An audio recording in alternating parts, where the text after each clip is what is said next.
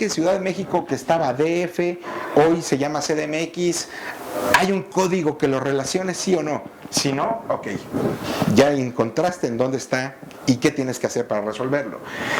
¿Qué tienes que hacer para enriquecerlo? Si no existe, créalo. CDMX es igual a DF, luego entonces cualquier consulta a datos podrás tener información que sea comparable entre diferentes sistemas. El hecho de compararlo te va a permitir saber si esta vale lo mismo, son cifras totales, son cifras individuales, sí o no. Y en función de eso ya podemos saber si el proceso puede continuar o ya hay algo que tenemos que regresar acá y volver a hacer un proceso de enriquecimiento. La validación, nuevamente. Ahí la validación se basa mucho en las reglas de datos. Y las reglas de datos, perdón, pero muchas veces se confunden con las reglas de negocio. Hay reglas de negocio aplicable a datos. Ejemplo, si yo tengo, el caso más reciente, teníamos un cliente que tenía 2 millones de registros de materiales. Sin embargo, a la hora que pasamos una serie de filtros, de los 2 millones de registros estaban en uso 200,000. Y más o menos las proporciones se van a cumplir si ustedes empiezan a jugar con el tema de datos. El 10% es una regla casi de oro. Entonces, del volumen que estaban operando versus el volumen que estaba registrado en el sistema versus el volumen que realmente está operando, 10%. ¿Y por qué? Porque realmente se crean vicios de crear materiales, proveedores, clientes que no se ocupan jamás. Entonces, ahí hay una serie de oportunidades serias. Cuando hablo del resumen del proceso, pues es un resumen de 12 pasos, tampoco está tan sencillo, ¿verdad? Pero de esos 12 pasos, lo interesante que propone esta metodología es que te da la actividad, te da el entregable y te dice quién lo tiene que hacer. Pero de las dos cosas también que veo muy valiosas de todo este proceso son, número uno, la identificación de que hay un director para la práctica de datos. Número dos, que hay un comité de administración de datos. Entonces, esto lo tenemos que subir de nivel. Hoy, muchas veces, los problemas de datos, ¿en dónde se gestionan? En el escritorio del Power Cuate que hace BI. Entonces, no necesariamente va a tener justamente el alcance de mover a la organización para corregir todos estos procesos que de fondo se tienen que gestionar para que operemos correctamente. ¿Vamos bien en tiempo? Sí, ¿verdad?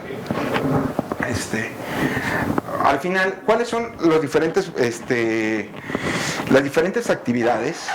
Están aquí plasmadas, pero lo que quisiera es hablar de algunos de estos entregables. Dentro de los entregables están los estándares. ¿Qué es un estándar? A lo mejor por ahí lo van a leer. ¿Qué es un requerimiento de datos? Déjenme ponerlo en una lógica más sencilla. Si ustedes en algún momento tienen el ocio de entrar a una aplicación, y lo sugiero, métanse al portal que ustedes quieran, Amazon, el que ustedes elijan, y dense de alta. Todos los datos generales de persona física, los datos de dirección, y hay algunos datos que les van a pedir de cuentas bancarias, pues al final de cuentas, si ustedes entran en un portal A, un portal B, un portal C, van a encontrar que siempre son los mismos. ¿Por qué? Porque están justo los mínimos necesarios para poder pedir una orden de compra, saber dónde voy a entregar y cómo voy a cobrar. ¿Me explico? Entonces, si me entienden, ya hay un estándar. Ahora, a partir de ahí, ¿qué sucede a nivel requerimiento cuando yo defino ese desarrollo? ¿De qué país es? México. Ok, me volteo a ver las reglas ISO de direcciones, cuántos campos tiene que tener una dirección válida en México. ¿Eso de dónde lo tomo? Cepomex. Si me volteo a ver datos fiscales, SAT. Entonces tengo que empezar a consultar a nivel requerimientos cuáles son las fuentes válidas de información para cada uno de esos elementos. Y eso es lo que se tendría que hacer en estricta teoría para un desarrollo y un manejo correcto de la gestión y calidad de datos. Conforme vayamos bajando, va a haber reglas y esas reglas van a ser de distintos tipos. Por ejemplo, datos referenciales. ¿Qué es un dato referencial? Mientras menos datos capture un usuario, mayor será la calidad de sus datos. Entonces, si ustedes entran en algunas consultas, cuando ya entran a la captura de la dirección, lo que van a capturar, ¿qué es? El código postal. Y a partir de ahí ya solo les deja seleccionar conceptos. ¿Para qué? Para que no haya errores de captura. Cuando yo capturo Polanco, Polanquito, Polanco, Miguel Hidalgo, conceptos que dejo abiertos, cuando hago analítica se vuelve un desgarriate, ¿cierto? Pues todo eso que tengo que hacer, establecer parámetros de referencia de datos. A partir de ahí necesito establecer niveles de servicio. ¿Qué es niveles de servicio? Ya dejé que el usuario capturara. Bien. ¿Cuánto tiempo tiene que tardar un usuario capturando? ¿5 minutos? ¿10 minutos? No lo sé. Se establece. Se pone un tiempo. Mira, si tú lo haces, captúralo. A ver cuánto te llevas. No, pues me llevo como 4 o 5 minutos. Oye, ¿y necesitas adjuntar un documento? Sí. ¿Cuánto te llevas en escanearlo? No, pues que otros 3, otros 5. Bueno, entonces, una captura de punta a punta son 10 minutos? Sí. Entonces, el nivel de servicio es 10 minutos por registro de un usuario. Si pongo un área a hacer esa gestión y control, por simples tiempos y movimientos, si la volumetría del mes es de 100 movimientos, 10 minutos, hago las multiplicaciones y llego a los minutos requeridos. Entre 8 horas, ¿puede o no puede esa persona dar de alta esto? Si no puede, matemáticamente la calidad de datos va a estar pobre. Si la ecuación da con un margen de oportunidad, es factible que tu calidad de datos esté bien.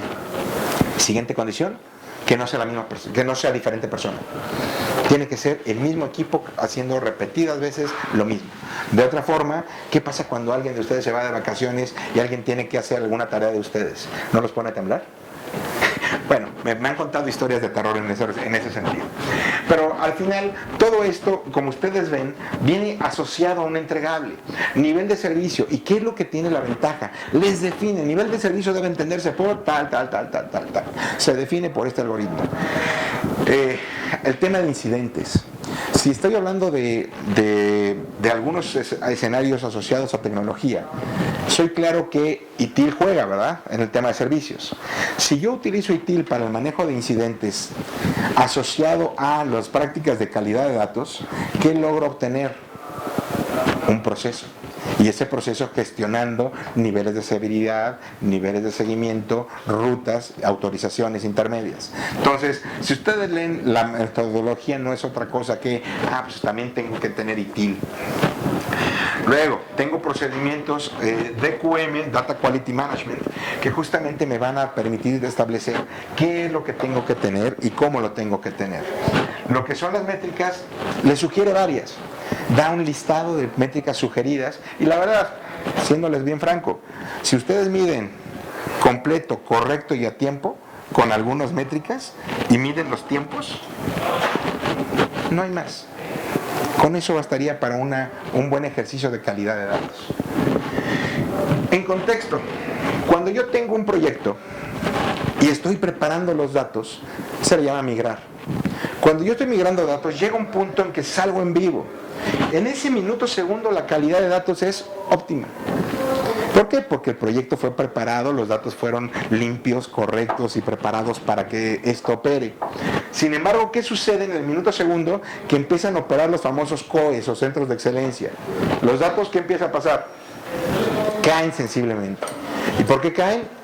Porque no hay reglas, no hay procedimientos, no hay estándares. El implementador sabía muy bien su chamba, pero una vez que empieza a operar el propio negocio, cae. A partir de ahí, ¿qué empieza a suceder? Tengo problemas y empiezo a tener mejoras. Esas mejoras pueden ser procedimentales, pueden ser Exceles, pueden ser correos. Mientras monitorees algo, está bien. Si no lo monitoreas, no se controla. Entonces, monitoreándolo, vas a mejorarlo. Pero ¿qué es lo que sucede? Hasta el minuto segundo que no utilizas una herramienta ya especializada, no tienes o no logras el efecto que estás buscando.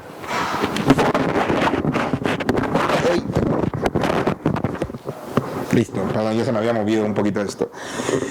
Regresando al tema de qué aplicaciones operan en el mercado. Cuando presento esto me centro en la parte de Data Quality, ¿sí? En la parte de Data Quality, voy a acercarme un poquito a que esto lo pueda...